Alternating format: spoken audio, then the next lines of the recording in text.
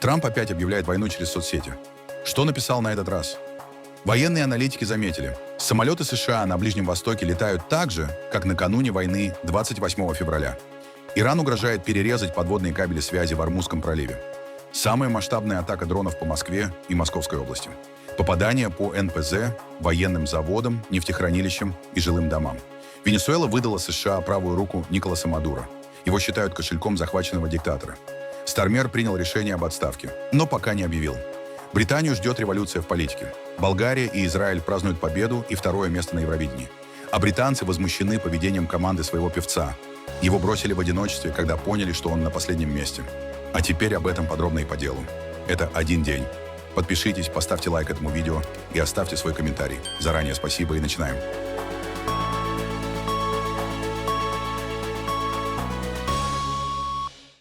Президент США Дональд Трамп намекнул, что перемирие в Иране было затишьем перед бурей. Он опубликовал в своей социальной сети Truth Social картинку с военными кораблями с подписью «Это было затишье перед бурей», что многие сочли предупреждением о возможном скором возобновлении военных операций против Ирана. Премьер-министр Израиля Биньямин Нетаньяху заявил, что в воскресенье у него запланирована беседа с президентом США Дональдом Трампом. Нетаньяху заявил, что ожидает услышать о поездке Трампа в Китай и предположил, что они также обсудят Иран. Мы также внимательно следим за Ираном. Сегодня, как и каждые несколько дней, я поговорю с нашим другом, президентом Трампом. Мы, безусловно, услышим его впечатления от поездки в Китай, а, возможно, и по другим вопросам. Возможностей, безусловно, много. Мы готовы к любому сценарию. На фоне все более тревожных сигналов вокруг Ирана США начали масштабную переброску военной авиации между Ближним Востоком и Европой. По данным мониторинга полетов и американских СМИ, более десятка стратегических транспортников C-17 Globemaster 3 одновременно покидают ближневосточные базы и следуют в европейском направлении. Аналогичная активность наблюдалась в феврале, незадолго до начала американо-израильской операции против Ирана. Одновременно в Персидском заливе и Аравийском море идет перегруппировка ударных сил ВРМС США. По данным открытых источников и региональных СМИ, ближе к иранскому побережью перемещен авианосец USS Эбрахам Линкольн, а рядом действует авианосная группа USS George H.W. Bush. Их сопровождают эсминцы и корабли ПРО. Иранское агентство Фарс утверждает, что Вашингтон передал Тегерану пакет жестких условий для возможного урегулирования. Среди них отказ США выплачивать компенсации за удары, передача части высокообогащенного урана под американский контроль, ограничение иранской ядерной программы одним объектом и частичное размораживание активов. Официально Белый дом эти сообщения не подтверждал. Тем временем Reuters, CNN и Axios сообщают, что администрация Дональда Трампа все активнее обсуждает варианты давления на Иран, если переговоры окончательно зайдут в тупик. Вот как это комментируют в иранском МИДе. Следующая большая ложь, которую сейчас продвигают для оправдания своей незаконной войны по собственному выбору, это утверждение, будто они сохраняют мир и стабильность на мировых энергетических рынках. На самом деле, именно безрассудное разжигание войны со стороны режимов США и Израиля разрушило многообещающие дипломатические процессы и через неспровоцированную военную агрессию против Ирана сознательно внесло нестабильность в жизненно важные энергетические маршруты, чтобы затем обвинить в дестабилизации сам Иран и реализовать известный принцип Геббельса. Обвиняйте других в том, что делаете сами. Это их привычная циничная схема. Сначала создать кризис и войну, а затем еще сильнее эскалировать ситуацию под благородными лозунгами восстановления стабильности и защиты мира. Они создают пустыню и называют это миром. Агрикола – тацит. Иранский беспилотник атаковал электростанцию на территории атомного комплекса Барака в Эмирате Абу-Даби. После удара возник пожар на электрогенераторе. Власти ОАЭ заявили, что пострадавших нет, а уровень радиационной безопасности не изменился. Абу-Даби предупреждает, что оставляет за собой право на военный ответ, а напряженность в Персидском заливе вновь начинает расти, несмотря на формальное прекращение огня. Власти Абу-Даби сообщили о пожаре, возникшем в электрогенераторе за пределами внутреннего периметра атомной электростанции Барака в регионе Эд-Дафра в результате удара беспилотника. Пострадавших нет. Уровень радиационной безопасности не изменился. Все необходимые меры предосторожности приняты. Дополнительная информация будет публиковаться по мере поступления. Федеральное управление по ядерному регулированию ОАЭ подтвердило, что пожар не повлиял на безопасность электростанции и готовность ее ключевых систем. Все энергоблоки продолжают работать в штатном режиме. Власти призвали население пользоваться только официальными источниками информации и не распространять слухи или неподтвержденные сообщения. А тем временем иранское государственное телевидение показало, как ведущий в прямом эфире открыл огонь по флагу Объединенных Арабских Эмиратов. В студии вместе с инструкторами по оружию ведущие демонстрировали навыки стрельбы и обращения с автоматами. Перед выстрелом журналист прямо заявил: «Давайте прицелимся во флаг ОАЭ». Скандальный эфир вышел на фоне резкого обострения между Тегераном и Абу-Даби. Несмотря на перемирие между США и Ираном, Эмираты продолжают подвергаться атакам беспилотников и ракет. На прошлой неделе удар пришелся по нефтяной инфраструктуре Фуджейры, а позже дрон атаковал энергетический объект возле атомной станции Барака. Власти ОАЭ рассматривают подобные действия как прямую угрозу безопасности страны и не исключают ответных мер. Иранские власти начали массовую кампанию военной подготовки среди населения. Государственное телевидение показало кадры учений в мечетях Тегерана, Ахваза, Шираза, Кермана и Захидана. В эти дни мечети вновь стали бьющимся сердцем районов. На тренировках мужчины, женщины, подростки и целые семьи. Людей обучают обращению со стрелковым оружием, разборке автоматов, самообороне и действиям в условиях войны. Кампания проходит под лозунгом «Пожертвуй жизнью ради Ирана». Иранская государственная пропаганда утверждает, что в добровольцы якобы записались более 31 миллиона человек, то есть треть от всего населения страны. Мы пришли всей семьей, даже привели внуков. Мы все должны научиться обращаться с оружием, чтобы защищать нашу страну. Трамп, ты не сможешь отнять у Ирана Ормузский пролив. Я пришла, чтобы уничтожить тебя. Мечети официально превращают в центры мобилизационной подготовки и гражданской обороны. Параллельно корпус стражей Исламской революции и добровольческое ополчение Басидж усиливают внутреннюю систему безопасности. Власти опасаются как возможных ударов по территории страны, так и повторения зимних протестов. На этом фоне в Тегеране продолжаются ночные провластные митинги. Участникам акций прямо на улицах показывают основы обращения с оружием. Мы всегда должны быть готовы к бою. Эти тренировки действительно эффективны и поднимают боевой дух. Это полезно хотя бы как напоминание. Мы снова тренируемся, чтобы при необходимости уметь этим пользоваться. Иран открывает новый фронт давления на мировую экономику. Теперь не только через нефть и Ормузский пролив, но и через интернет. После фактической блокады судоходства в Ормузском проливе Тегеран заявил о намерении брать деньги с крупнейших технологических компаний мира за использование подводных интернет-кабелей, проходящих по дну Персидского залива. Мы будем взимать плату за интернет-кабели. Речь идет о скрытой инфраструктуре глобальной экономики. Подводных кабелях, через которые проходит практически весь мировой интернет-трафик, финансовые операции, банковские переводы, облачные сервисы, работа искусственного интеллекта, международная торговля и военные коммуникации между Европой, Азией и странами Персидского залива. Близкие к корпусу стражей Исламской революции СМИ сообщили: Google, Microsoft, Meta и Amazon должны будут подчиняться иранскому законодательству, а компаниям, владельцы кабелей, платить лицензионные сборы за проход через Ормузский пролив. Обслуживание и ремонт линий Тегеран хочет передать исключительно иранским компаниям. Часть крупнейших межконтинентальных кабелей действительно проходит через район Ормузского пролива. Большинство операторов годами старались обходить иранские воды и прокладывали линии ближе к Оману. Но как минимум два крупных кабеля — Falcon и Gulf Bridge International — все же проходят через территориальные воды Ирана. Эксперты предупреждают, даже ограниченная атака на кабели может вызвать цифровую катастрофу сразу на нескольких континентах. Под угрозой интернет и банковские системы стран Персидского залива, экспорт нефти и газа, международные финансовые расчеты между Европой и Азией. Особенно уязвима Индия. Через этот маршрут проходит значительная часть ее интернет-трафика и аутсорсинговой индустрии стоимостью в миллиарды долларов. Корпус стражей Исламской революции располагает боевыми водолазами, мини-подлодками и подводными дронами. И подобная тактика уже применялась. В 2024 году после атаки хуситов в Красном море были повреждены 3 подводных кабеля. Тогда регион потерял около четверти интернет-трафика. Один из ключевых союзников Николаса Мадуро, бизнесмен Алекс Сааб, депортирован из Венесуэлы в США. Колумбийско-венесуэльского предпринимателя, которого американские власти много лет называют главным финансовым оператором режима Мадуро, доставили в Майами под контролем ДЭА. Сааба арестовали в Каракасе еще в феврале, спустя месяц после задержания самого Николаса Мадуро американским спецназом. По данным Reuters, нынешняя депортация стала признаком беспрецедентного сотрудничества между Вашингтоном и временными властями Венесуэлы во главе с Дельси Родригес. В США Саабу могут предъявить новые обвинения в отмывании денег, коррупции и обходе санкций.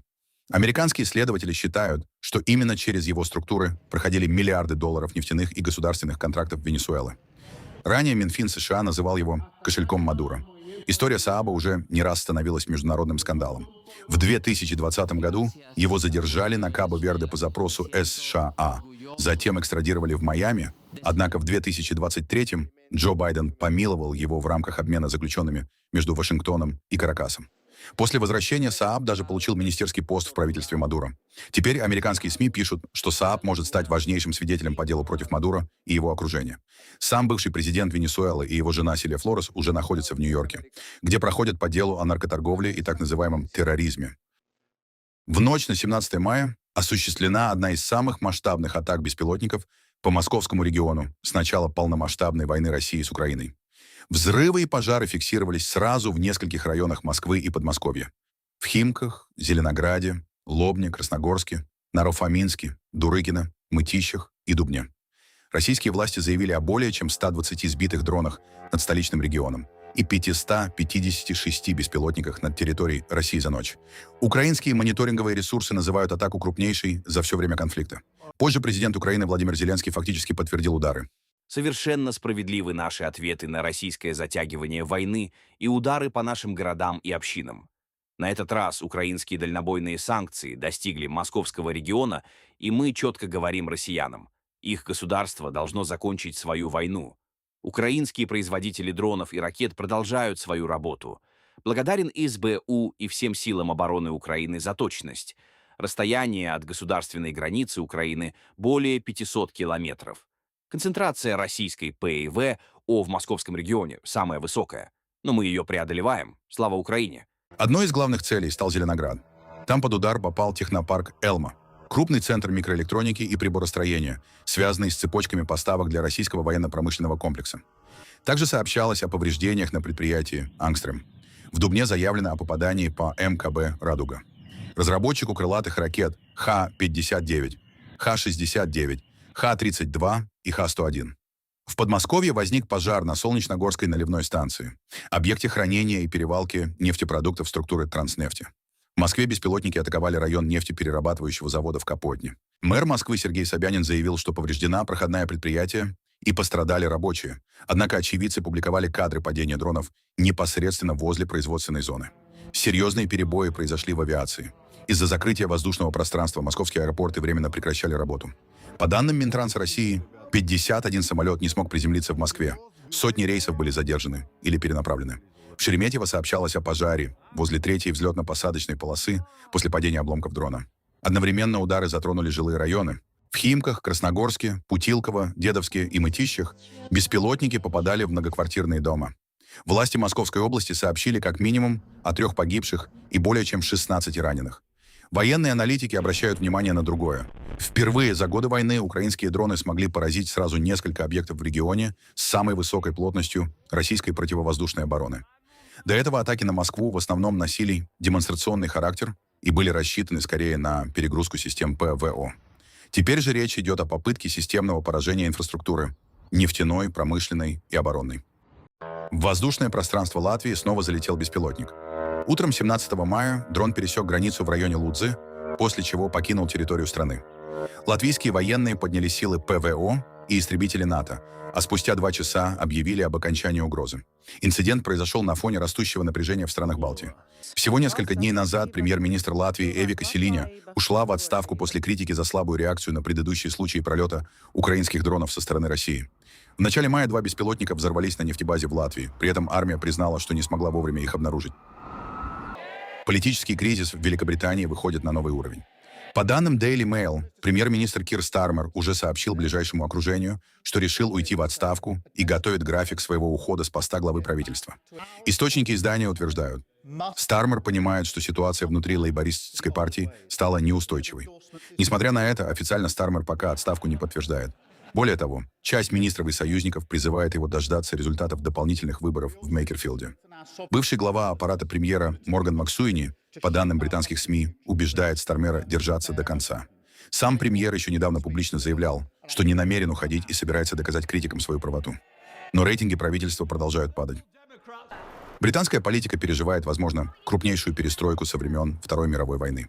Местные и региональные выборы, прошедшие 7 мая, превратились в политическое землетрясение для 2 традиционных партий – лейбористов и консерваторов. По данным BBC, Sky News и The Times, результаты уже называют началом конца классической двухпартийной системы Соединенного Королевства. На выборах распределялись почти 5000 мест в местных советах Англии, а также места в парламентах Шотландии и Уэльса. Главным победителем стала партия Reform UK Найджела Фараджа. Она получила более 1000 мест в английских советах и впервые взяла под контроль лондонский Бора Хаверинг. Сам Фарадж заявил, что британская политика больше не делится на левых и правых, а Reform способен забирать голоса как у консерваторов, так и у лейбористов. Sky News и ITV отмечают, партия Фараджа особенно успешно выступила в рабочих районах Северной Англии и бывших индустриальных округах, где еще недавно доминировали лейбористы. При этом консерваторы потеряли сотни мест, а лейбористы показали худший результат для правящей партии за более чем 30 лет. Одновременно усилились и другие силы. Зеленые впервые выиграли прямые выборы мэра. Зои Гарбет победила в лондонском Хакне. Лидер партии Зак Полански заявил, что двухпартийная система не просто умирает, а уже похоронена. Люди неправильно понимают, почему возникают такие кризисы. Когда у тебя есть план победить, но нет плана, как потом управлять страной и реализовывать обещания, это всегда приводит к проблемам. В 2019 году мы одержали убедительную победу, чтобы завершить Брексит. Мы вышли из Европейского Союза, стали популярными, потому что выполнили это обещание. Но по другим вопросам у нас не было единой позиции. Жилищное строительство. Потом, конечно, ковид создал массу трудностей и разногласий. Проблема — это сама лейбористская партия, а не только Кир Стармер, Энди Бёрнэм или Уэс Стритинг. Проблема — все они. Они считают, что победа на выборах — это то же самое, что управление страной. Если Энди Бёрнэм победит в Мейкерфилде, это покажет, что он способен на то или другое. Но страной не управляют. Хотя страной можно управлять. Сейчас этого не происходит, потому что у людей нет плана. Поэтому я и говорю, как говорила на прошлой неделе, вот что мы собираемся делать с системой соцобеспечения. Мы будем укреплять оборону. Мы будем бурить нефть и газ в Северном море, возвращать энергетическую независимость. Я ничего подобного не слышу от Энди Бёрнэма. Я слышу только о том, какой он популярный. То же самое и с Уэсом Стритингом. В Шотландии крупнейшей силой вновь стала шотландская национальная партия Джона Суини. А в Уэльсе победу одержала националистическая Plaid Cymru. Для премьер-министра Кира Стармера последствия оказались разрушительными. Уже через несколько дней после выборов The Telegraph, The Times и Daily Mirror сообщили о нарастающем мятеже внутри лейбористской партии. По данным британских СМИ, около 80 депутатов потребовали определить сроки ухода Стармера. Среди возможных преемников называют министра здравоохранения Уэса Стритинга и мэра Большого Манчестера Энди Бёрнэма. Чтобы он получил возможность претендовать на должность премьер-министра, один из депутатов лейбористов, Джош Саймонс, подал в отставку и освободил Бёрнэму место в парламенте. Я считаю, что иногда в политике нужно делать что-то ради своей общины и своей страны, а не ради личной выгоды. Для меня и моей семьи это было очень тяжелое решение. У меня 3 маленьких детей, младшему ребенку всего 3 недели. Это было непросто. И я бы не пошел на это, если бы искренне не верил, что в конечном итоге это отвечает интересам лейбористской партии, моей общины, и, что важнее всего, страны. На экстренном заседании кабинета сразу несколько министров фактически потребовали от премьера объявить о смене руководства. Однако Стармер отказался уходить и публично заявил, что намерен остаться до конца 5-летнего срока. В понедельник я ожидала услышать что-то такое, что показало бы: да, я понимаю, что произошло на местных выборах и собираюсь действовать смело и решительно. Но вместо этого я услышала: мы не ограничимся постепенными изменениями. И это просто не прозвучало убедительно ни для меня, ни с учетом моего опыта. И я подумала, если мне нужно добиваться настоящих перемен, то отставка — это один из способов сделать это. BBC отмечает, британский избиратель все чаще голосует не за, а против существующей системы. На фоне экономических проблем, миграционного кризиса и роста цен все больше британцев либо переходят к радикальным и протестным партиям, либо вообще перестают участвовать в выборах. Всемирная организация здравоохранения объявила вспышку лихорадки Эбола в Демократической Республике Конго и Уганде чрезвычайной ситуацией международного значения. В настоящее время ВОЗ известно, что 13 случаев заболевания Эболой были подтверждены Национальным институтом биомедицинских исследований в Киншасе, а 5 мая ВОЗ получила сообщение о предполагаемых случаях и направила группу в Итури для оказания поддержки сотрудникам здравоохранения ДРК в расследовании вспышки и сбора образцов на местах, которые первоначально показали отрицательный результат на вирус Эболы. Сегодня я выделил $500 тысяч из резервного фонда ВОЗ для чрезвычайных ситуаций, чтобы незамедлительно поддержать меры реагирования. Речь идет о штамме Бундибугио, более редкой разновидности вируса. При этом ВОЗ подчеркивает, оснований объявлять пандемию сейчас нет. По официальным данным, в провинции Итури на востоке Конго зарегистрированы 8 лабораторно подтвержденных случаев, 246 предполагаемых заражений и 80 предполагаемых смертей. Еще несколько подтвержденных случаев выявлены в столице Уганды Кампали и в Киншасе. В ОЗ предупреждает о высоком риске дальнейшего распространения инфекции через приграничные районы, где сохраняются гуманитарный кризис, высокая мобильность населения и проблемы с медицинской инфраструктурой. Особую тревогу вызывает заражение медицинских работников. Организация рекомендует странам региона усилить санитарный контроль, систему выявления контактов и подготовку больниц. При этом ВОЗ отдельно подчеркивает, закрытие границ и ограничения международных поездок пока не рекомендуются, поскольку такие меры могут осложнить доставку помощи и работу медиков. Власти Конго и Уганды уже начали экстренные меры реагирования. В больницах усиливают контроль, создают изолированные отделения и расширяют лабораторное тестирование. Вирус Эболы Заира по-прежнему остается самым смертельным. И я скажу вам, что смертность, если говорить о летальности или о том, что мы называем вирулентностью, во многом зависит от ухода. Потому что раньше мы убегали от больных Эболой. Оставляли людей, даже не имея возможности оказать им помощь, провести реанимационные мероприятия или инфузии. Этим людям нужна поддержка для кровеносной системы. Они теряют много жидкости, теряют кровь. Им нужна помощь. Но теперь, когда качество нашей помощи улучшилось, мы поняли, что можем снизить уровень смертности. Я думаю, что решением этой проблемы стало бы наличие недорогих экспресс-тестов, которые стоили бы очень мало, чтобы мы могли протестировать любого, кто обратится к нам с повышенной температурой. Женская футбольная команда из Северной Кореи впервые за 8 лет прибыла в Южную Корею. Клуб «Нагахян» прилетел в аэропорт Инчхон через Пекин для участия в Азиатской лиге чемпионов среди женщин. Это первый визит северокорейских спортсменов на юг со времен Олимпиады в Пхёнчхане в 2018 году, которая тогда стала символом краткого потепления отношений между двумя Кореями. В аэропорту команду встречали южнокорейские общественные организации с приветственными баннерами. Уже 20 мая северокорейский клуб сыграет полуфинал турнира против южнокорейского Сувона. Финал назначен на 23 мая.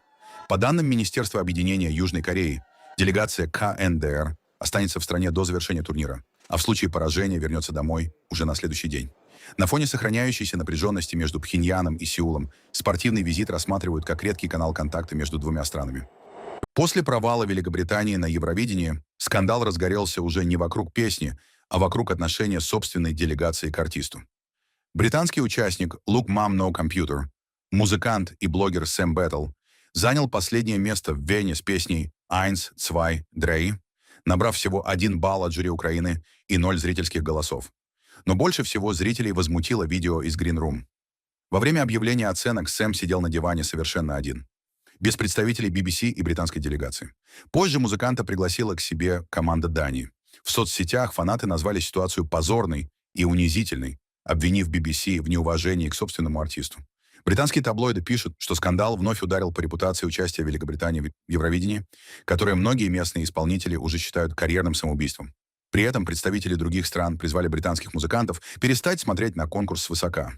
Победительница из Болгарии Дара заявила BBC, что риск и новые форматы делают музыку живой. А молдавский участник Сатоши признался, что был шокирован негативным отношением к конкурсу в самой Великобритании. Болгария впервые в истории выиграла Евровидение.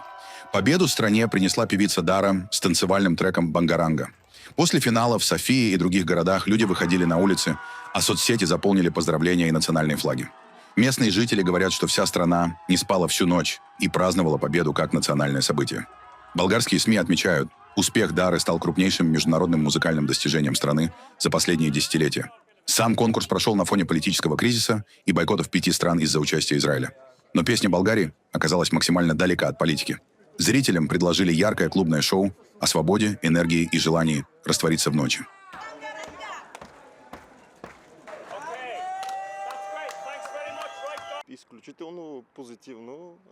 Это невероятно позитивно. Думаю, вся Болгария была в восторге прошлой ночью и буквально не спала после ее победы. Мы все безумно гордимся. Она победила ради всех нас, ради всей страны. Я этого ожидала. Я на это надеялась. Были небольшие сомнения, но я невероятно счастлива, что Дара победила. Я очень рада победе Дары. Это огромная гордость для Болгарии, для всех нас. Надеюсь, что к следующему Евровидению все будет организовано идеально, чтобы мы смогли принять здесь всех гостей так, как и должно быть. В Израиле тоже празднуют успех на Евровидении. Представитель страны с песней «Мишель» занял 2-е место, вновь получив один из самых высоких результатов зрительского голосования. Юбилейное 70-е Евровидение оказалось одним из самых политизированных за последние годы. Сразу 5 стран бойкотировали конкурс из-за военной операции Израиля в секторе Газы. Несмотря на напряженный фон и протесты во время полуфинала, финальное выступление Израиля прошло без серьезных инцидентов. Мы считаем, что это было потрясающее выступление, и очень гордимся тем, что он представлял нас. История была прекрасной, выступление было прекрасным, нам очень понравилось. И надеюсь, что Евровидение снова станет праздником культуры, искусства и любви друг к другу, и в следующем году мы займем 1-е место. Аминь. Жаль только, что я так и не понял, кто такая Мишель. А я знаю, кто такая Мишель. Кто такая Мишель? Европа.